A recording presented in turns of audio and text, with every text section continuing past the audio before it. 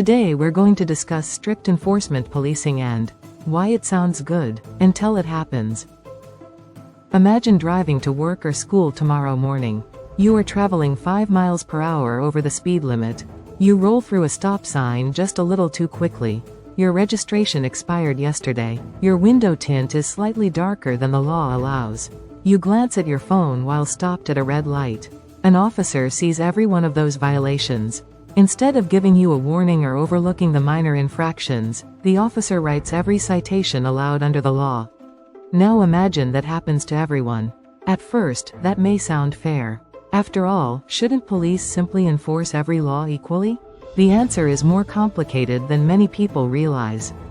Keeping that image in your mind, we're going to look at one of the most misunderstood concepts in criminal justice: strict enforcement policing, also known as the legalistic style of policing.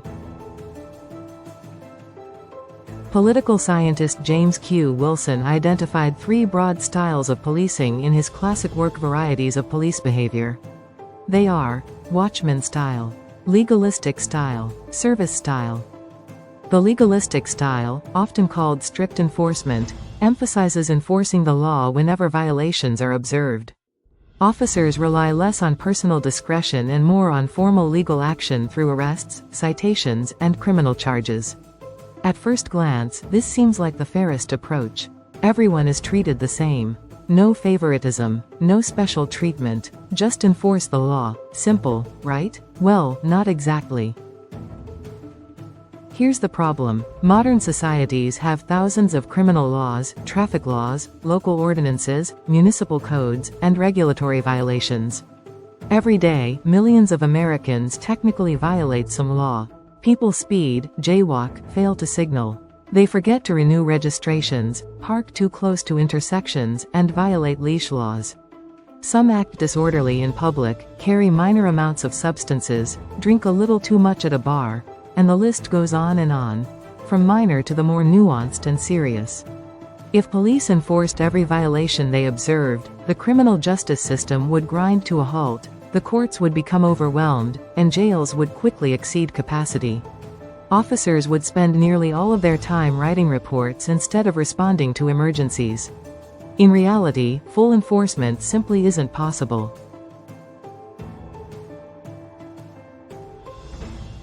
This is where one of the most important concepts in criminal justice comes into play.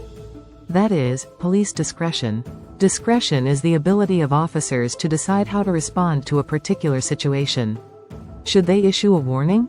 Write a ticket? Make an arrest or attempt mediation? Would calling another agency be appropriate? Should they ignore a very minor violation because something more serious demands immediate attention? Discretion exists because resources are limited. Police officers cannot be everywhere, and they cannot stop every violation. They must prioritize. That doesn't mean officers can ignore serious crime. It means they constantly make decisions about where their limited time can do the most good. To illustrate, imagine an officer driving toward a domestic violence call. Along the way, the officer observes someone speeding, someone littering, a bicyclist riding on the sidewalk, and a vehicle with a broken taillight. Should the officer stop each violation? Or continue responding to what may be a life-threatening emergency? Most people would agree that reaching the domestic violence victim is more important. That decision is discretion in action. Strict enforcement sounds attractive until priorities collide.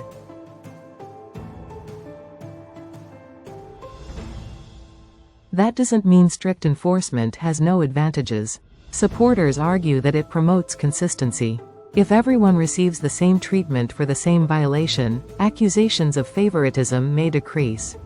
It may also increase deterrence because people know violations are more likely to result in formal sanctions. Some departments have temporarily adopted legalistic approaches for particular problems, such as impaired driving or aggressive traffic enforcement in high crash areas. In these situations, consistent enforcement can improve public safety. However, strict enforcement also comes with significant drawbacks. Minor violations that might otherwise receive warnings become formal contacts with the criminal justice system. Officers have less flexibility to resolve problems informally.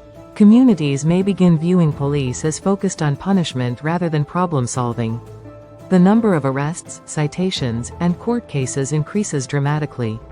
Most importantly, strict enforcement often diverts resources away from the most serious threats to public safety.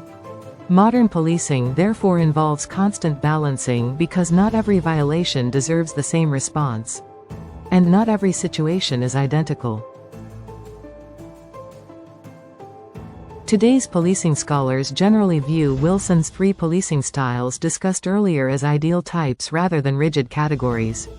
Most police departments combine elements of all three approaches depending on community expectations, available resources, crime patterns, and agency priorities. Current research emphasizes legitimacy, procedural justice, and community trust alongside traditional law enforcement, where modern policing is no longer viewed simply as enforcing laws. The next time people are discussing how the police are addressing the issues in your community and whether they should simply enforce every law, remember what that would actually look like. Most people support strict enforcement, right up until they're the one, face-to-face, with an officer. Understanding that balance is one of the reasons policing remains one of the most difficult jobs in criminal justice.